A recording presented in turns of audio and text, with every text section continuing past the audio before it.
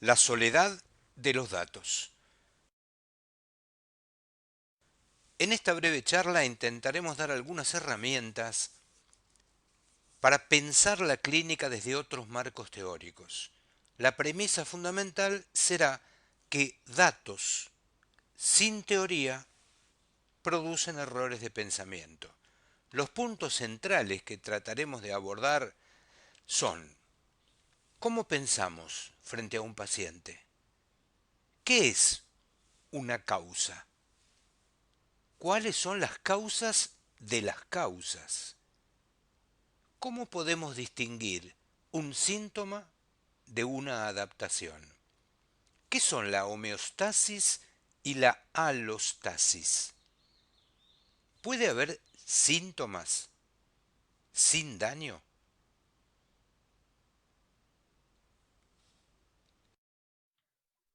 ¿Qué significan la fragmentación, la incoordinación y el reduccionismo en la práctica médica, en especial en el tratamiento del riesgo cardiovascular?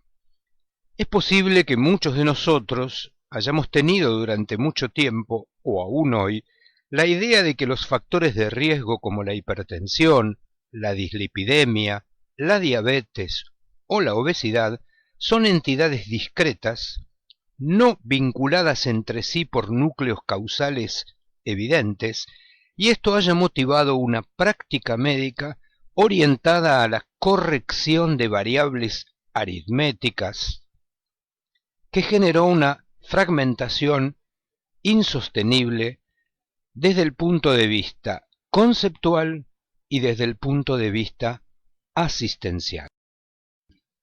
¿Es posible que estos factores de riesgo floten en un vacío causal como planetas que no están sostenidos por la gravedad de ningún centro que los explique, los justifique y les dé sentido en términos biológicos? Convendría detenerse a pensar en este interrogante. Para que la observación científica sirva a favor o en contra de una tesis, el individuo no debe concentrarse únicamente en recolectar datos, sino en procurar sacar a la luz un orden existente entre los hechos, algo que los vincule. Datos sin teoría producen mala ciencia. El mejor ejemplo lo ha dado Charles Darwin. Es posible, como hemos visto en otras oportunidades, que para sostener, por ejemplo, valores de glucemia dentro del rango normal, haya que apelar desde el punto de vista biológico a un esfuerzo de las células betas del páncreas en la producción de insulina, generando normoglucemia a expensas de hiperinsulinemia. Pero como todo en biología, esto tiene un costo, y la hiperinsulinemia es responsable de la hipertensión arterial, la dislipidemia, la inflamación crónica aséptica, el daño en el sistema nervioso central, la trombogénesis, la aterogénesis, incluso la carcinogénesis y la disfunción endotelial, es decir, los mecanismos biológicos adaptativos, en este caso la hiperinsulinemia, resuelven el control de una variable, como la glucemia, pero tienen un costo fisiológico, en particular cuando esto se perpetúa en el tiempo. Por lo tanto, no deberíamos admitir como un hecho dado que la constelación de factores de riesgo ocurran en un vacío causal. Tiene que haber algo que los explique, que les dé sentido biológico y en particular, y a eso nos referiremos hoy, que los inserte en un contexto histórico y social determinado. Ayuda mucho al médico práctico encontrar recursos teóricos en general ausentes en la formación médica, pero que si uno logra apropiarse de ellos, puede explicar los datos de la fisiología mucho mejor que sin ellos. Recomendamos especialmente tres: la epistemología, filosofía de la ciencia, la teoría de la evolución y la teoría general de los sistemas y la complejidad. Apropiarnos de estos recursos teóricos, insisto, ausentes en la formación médica, permitiría que le demos sentido a los datos, permitiría no caer en la ingenuidad de creer que la Big Data, sin teoría, se explica a sí misma. En clínica, no todo síntoma indica una deficiencia. Algunos, por el contrario, indican una defensa, es decir, el síntoma es una defensa de alguna amenaza o agresión. Esta es la famosa clasificación evolutiva de los síntomas. Pero ¿cómo hacerla? Por ejemplo, podríamos dividir los síntomas de la clínica en adaptativos y disfuncionales. Los síntomas adaptativos son respuestas defensivas, son adaptaciones evolutivas. Ejemplo de ello son el dolor, la fiebre, los vómitos o la diarrea, que defienden al organismo de alguna agresión. Por el contrario, los síntomas que indican disfunción son las manifestaciones específicas de una enfermedad, no tienen significado evolutivo. Por ejemplo, las convulsiones, la ictericia o el coma. La teoría de la evolución nos permite una primera división clínica. El síntoma que tiene mi paciente, ¿es una adaptación al ambiente o es una disfunción orgánica? La fisiopatología reduccionista, que se basa en meras correlaciones sin contexto, corre el riesgo de confundir biomarcadores adaptativos con causas. Y no son causas. No son causas la resistencia a la insulina, no es una causa la obesidad, las citoquinas, el cortisol, las interleuquinas, los neurotransmisores. Por el contrario, son mediadores adaptativos a una agresión ambiental que debe estar presente y reconocida en la evaluación clínica. Les propongo revisar brevemente cuáles son los modelos mentales con los que pensamos el camino desde la fisiopatología a la clínica. El modelo tradicional, muy fructífero para la epidemiología del siglo XIX y el XX, se inicia con los factores etiológicos. Le siguen los factores predisponentes, genéticos o epigenéticos, el daño en órganos y tejidos que producen y explican los síntomas y signos que los clínicos recopilamos en el examen de nuestros pacientes. Pero la biología de sistemas ha interpuesto un nivel ausente en el modelo tradicional que hoy podría explicar muchas de las patologías del presente. Este nivel intermedio, que se denomina nivel autorregulatorio y que se interpone entre el daño de órganos y tejidos y sus manifestaciones clínicas, incluye una serie de mediadores hoy fácilmente identificables que intentan resolver adaptativamente situaciones que impone el ambiente. La novedad es que en el modelo anterior no podíamos explicar un síntoma si no existía un daño. En el modelo de la biología de sistemas puede haber un síntoma en ausencia de daño, porque la alteración se concentra en este nivel intermedio de mediadores adaptativos al ambiente. Es decir, hay síntoma, pero no hay daño tisular u orgánico. Lo que sí hay es disfunción de los mediadores adaptativos a las amenazas que nos impone el ambiente.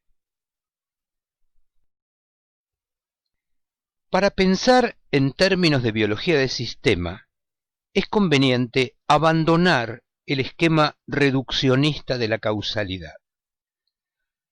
Solemos pensar la causalidad como una causalidad secuencial, simple, una secuencia de pasos que implican que cuando uno de ellos falla, el sistema se altera.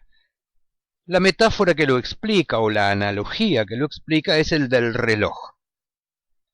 Si sacamos una pieza, el reloj se detiene. Pero la biología no funciona de esa manera.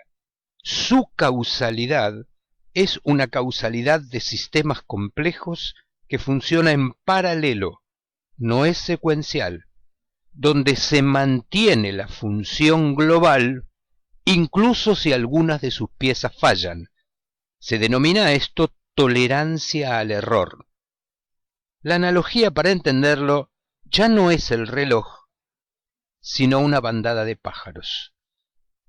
En esta bandada de pájaros, la pérdida de hasta 30% de sus miembros no altera la función global del sistema. La biología dispone de mecanismos redundantes para cumplir una función, y la alteración en uno de ellos no impide que la función se cumpla, porque desencadena mecanismos de sustitución y de adaptación a la falla. La causalidad de la clínica no es secuencial, sino en paralelo. Nuestros pacientes no se parecen a relojes, sino a una bandada de pájaros. Tal vez la metáfora que mejor explique la situación de muchas de las patologías prevalentes en la epidemiología de nuestros días sea esta. En el modelo tradicional de pensamiento, nosotros vemos, detectamos una tela araña. Podríamos ponerle un nombre: dolor, fatiga, cansancio, alteraciones metabólicas. Inmediatamente, con nuestro esquema fisiopatológico tradicional, pensamos: si hay una telaraña, debo ir a buscar la araña. El daño. Pero la respuesta que nos da la biología de sistemas es: señores, no hay araña. Hay telaraña, pero no hay araña. Piensen simplemente en patologías como la fibromialgia, el dolor crónico musculoesquelético, la lumbalgia, el colon irritable. Todas patologías donde existe clínica, incluso mediadores intermedios, pero cuando uno va a buscar el daño estructural, no lo encuentra. Resonancia magnética en la columna, videocolonoscopía en el colon irritable. Repito, hay telaraña clínica, pero no hay araña, daño estructural.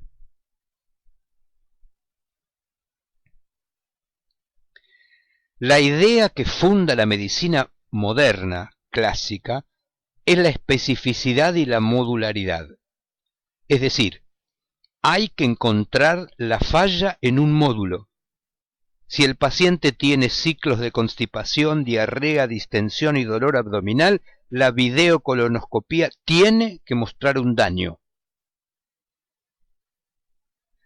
Y olvida que los módulos están conectados. el sistema digestivo con el neuroendocrino, el sistema cardiovascular con el sistema cerebral del sistema nervioso central, y por lo tanto, como olvida estas conexiones que la biología actual denomina crosstalk o diálogo cruzado, se tratan como si fueran entidades independientes. Esta fisiopatología, centrada en la especificidad y en la modularidad del daño, ha llegado a su fin. ¿Cómo analizar los modos en que pensamos las variables que todos los días corregimos? En general, corregimos variables en base a un modelo mental centrado en el concepto de homeostasis, el famoso concepto de Claude Bernard. ¿Y cómo entendemos las variables desde el punto de vista de la homeostasis? Hay un set point, un punto de regulación para cada variable, glucemia, hipertensión arterial, lípidos. Si la variable se desvía de ese parámetro, lo consideramos un error a corregir. Por lo tanto, intervenimos para corregir el defecto, porque entendemos que la variable es la expresión de un sistema que se regula de manera homeostática. Problema: la mayoría de las variables sobre las que intervenimos en la clínica no son homeostáticas, y sus desvíos no son errores, sino adaptaciones para corregir un error en un contexto determinado. Por ejemplo, la obesidad no es un error, sino una adaptación a un ambiente obesogénico que aporta un exceso de sustratos oxidables que superan la capacidad metabólica del organismo y por lo tanto desencadena una respuesta acumulativa en forma de expansión de los adipocitos. La obesidad es la adaptación a un ambiente obesogénico. El peso no es una variable homeostática, sino alostática. ¿Y qué significa que una variable sea alostática? La alostasis dice algo muy diferente a la homeostasis y dice lo siguiente: los parámetros no son fijos, no tienen un set point establecido, sino que varían de acuerdo a la demanda. Piensen en la glucemia, en la presión arterial o en el peso. Cuando esta necesidad de adaptar una variable a la demanda ocurre con frecuencia, el organismo aprende y por lo tanto anticipa la demanda prevista. De esa manera, podríamos afirmar que la fisiología es sensible a las relaciones sociales. En un mundo obesogénico, las variables se adaptan para recibir un exceso de sustratos oxidables y por lo tanto modifican sus variables. Si quieren ejemplos, estas variables podrían ser la resistencia a la insulina, para manejar el exceso de sustratos, el peso o incluso la presión arterial. Es conveniente recordar que la constancia de las variables no es un objetivo de la naturaleza. El objetivo de la naturaleza es la adaptación al ambiente.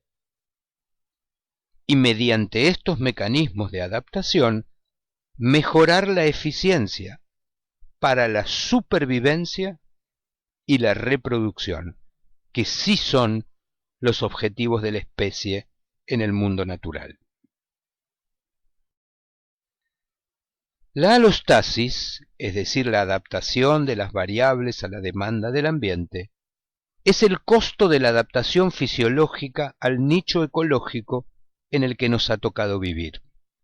El uso de estos conceptos, ideas, teorías, por ejemplo el de carga alostática, nos permite comprender cómo los entornos en los que vivimos afectan nuestra fisiología y por lo tanto nuestra salud. Estos nuevos conceptos se inscriben en un enfoque sistémico, en contraste con el enfoque reduccionista que a menudo se usa todavía en la epidemiología.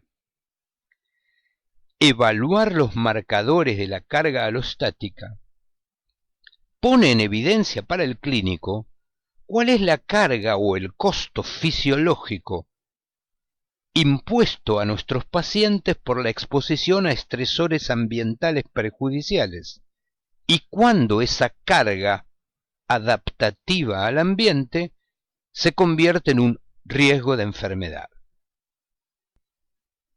Tenemos bien establecido cuál es la respuesta fisiológica al estrés ambiental.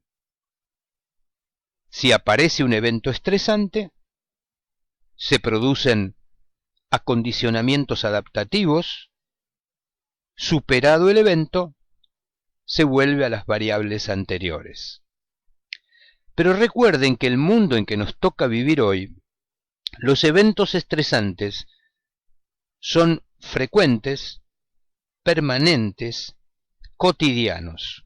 Por lo tanto, como los mecanismos alostáticos son predictivos, anticipan esa carga y por lo tanto acomodan sus variables, resistencia a la insulina, peso, presión arterial, para enfrentar un mundo que resulta repetitivo y cotidiano. La respuesta reactiva al estrés, por ejemplo si nos corre un tigre, modifica las variables y superado el evento las devuelve a su estado fisiológico, basal. Pero si el estrés es de menor intensidad pero permanente a lo largo del tiempo, el sistema aprende y modifica las variables de manera permanente. Necesita para enfrentar el ambiente en el que vive más resistencia a la insulina, más expansión de los adipocitos, más presión arterial.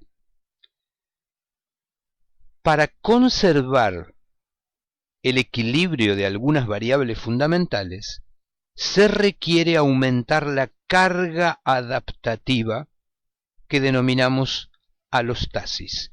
Cuando ese esfuerzo resulta insuficiente o incluso produce daño colateral, lo denominamos carga alostática.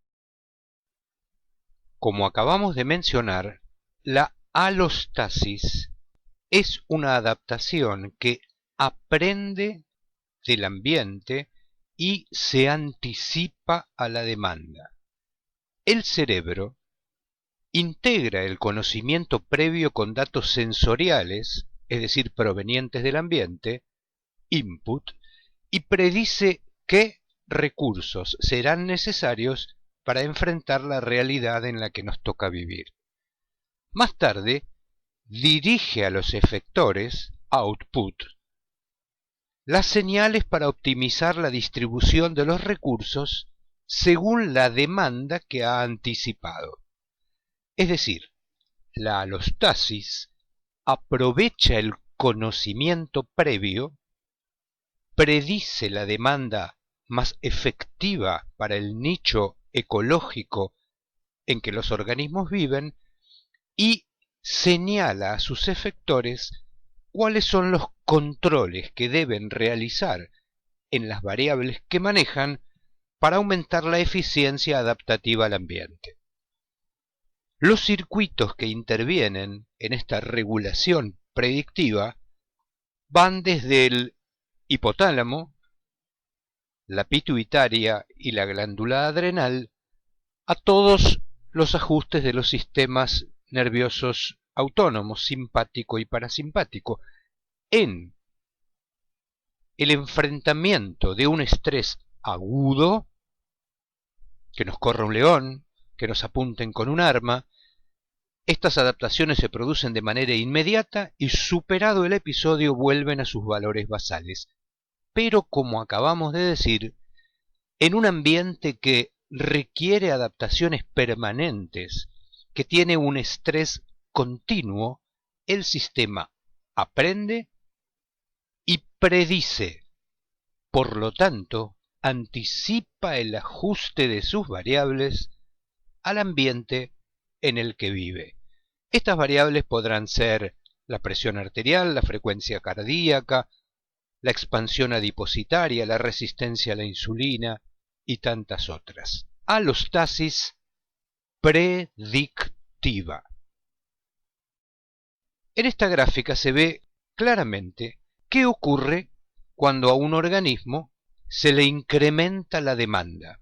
Llamémosle a esto estrés. Al aumentar la demanda, es necesario producir un ajuste en las variables para enfrentarla. Cuando la demanda desaparece, estrés agudo, las variables retornan a sus valores basables y esta capacidad de ajustarse y de volver a las condiciones iniciales es lo que podríamos denominar salud. ¿Qué pasa en el ambiente de hoy, en nuestro mundo, en la actualidad, donde vivimos con una demanda persistente, continua, procedente de múltiples factores que analizaremos más tarde? Como esta demanda ya no es esporádica, sino continua, el sistema aprende, predice y ajusta a sus efectores para sostener las variables en el nivel que con más frecuencia logra adaptarse al mundo en el que vive. Cuando la alta demanda predomina mucho tiempo, entonces, el sistema se adapta a esa expectativa. Y si la demanda se reduce brevemente, y este es el dato fundamental, el sistema ya no vuelve a su estado inicial. Alostasis. Carga alostática, adaptación y dificultad para retornar a los valores basables. Piensen en la presión arterial, por ejemplo. ¿Qué hacemos los médicos en esta situación? Vemos a los pacientes en pleno proceso adaptativo con sus variables, presión arterial, por ejemplo, en el punto de adaptación alostática al ambiente, es decir, altas, alta presión, alta resistencia a la insulina, alto peso. Como no tenemos el concepto de alostasis, las tratamos como si fueran homeostáticas y por lo tanto intervenimos. Mientras que la demanda se mantiene elevada, empleamos drogas que antagonizan el efector que permite la adaptación. Esto reduce la variable, la presión arterial o la glucemia, pero también reduce la capacidad de respuesta al ambiente en que nuestros pacientes siguen viviendo. Y en ocasiones, esto produce efectos iatrogénicos. Es lógico, porque el organismo debe seguir afrontando una alta demanda, pero con menos efectores capaces de hacerlo, porque nosotros los bloqueamos farmacológicamente. Es una queja común en nuestros pacientes, por ejemplo, con un tratamiento antihipertensivo o con ansiolíticos. La hipotensión ortostática, las caídas frecuentes, el aplanamiento emocional, la incapacidad de procesar los alimentos, son todos efectos secundarios de intervenciones terapéuticas que corrigen la variable, pero no modifican la demanda. Por lo tanto, reducen la variable a expensas de reducir la capacidad adaptativa de afrontamiento al ambiente. Esto ha motivado, por ejemplo, que, por tomar un caso, el de la última guía 2018 de hipertensión arterial, haya sido tan resistida en distintos lugares del mundo, entre ellos en la Argentina. En un mundo ideal, utópico, la terapia racional de la carga alostática, expresada a través de sus mediadores como el peso, la glucemia o la presión arterial, sería, en un mundo ideal, atenuar la demanda que la hace necesaria. Cuando la demanda se reduce por largos periodos, el sistema vuelve a aprender se readapta a la distribución inicial de la demanda y la respuesta promedio vuelve a su nivel inicial manteniendo su capacidad de respuesta. Esto sería lo ideal, es decir, modificar la causa, que llamamos demanda, que altera la variable, que llamamos por ejemplo presión arterial o glucemia, lo que permite retornar a sus valores basales simplemente porque deja de ser necesario elevarlos. Muchas variables se normalizan en las guías creando la falsa idea de que son variables homeostáticas y que requieren de un nivel fijo para su funcionamiento óptimo. Pero esto no es así. No son homeostáticas, son alostáticas y responden adaptativamente a las demandas del ambiente. Es decir, en un ambiente que demanda alta presión arterial para enfrentarlo, el funcionamiento óptico es la alta presión, no la presión que consideramos normal. Esto no quiere decir que eso sea saludable, quiere decir que es eficiente. Al considerar a ciertas variables como sujetas a un control fijo de tipo homeostático, evaluamos cualquiera de sus desvíos como errores. Pero ya dijimos que es mejor pensarlos como adaptaciones, porque no hay ningún error. Lo que hay es una adaptación a la alta demanda ambiental. Hans Selye, hace muchas décadas, consideró que muchas de las enfermedades más comunes del hombre son enfermedades de adaptación a un ambiente con alta demanda adaptativa. La revista Circulation publicó un artículo donde se menciona el modelo complejo del riesgo cardiovascular que afecta distintos módulos que en algún momento creímos separados, pero están muy vinculados, pero no menciona sus capacidades adaptativas, la demanda ambiental y por lo tanto propone, como ven en el gráfico, un tratamiento específico para cada uno de ellos sin considerar en ningún momento la demanda ambiental y la adaptación fisiológica. Sintetizando este último punto, persiguiendo variables aritméticas como elementos independientes del riesgo cardiovascular, glucemia, presión arterial, peso, ácido úrico, es probable que estemos haciendo como el hidalgo caballero, confundiendo los rebaños con ejércitos. La biología de sistemas ofrece hoy en día explicaciones y modelos conceptuales para pensar la clínica de mucha mayor complejidad que integran las variables en el ambiente que las produce, que considera a los mediadores como respuestas adaptativas a la carga ambiental de alostasis.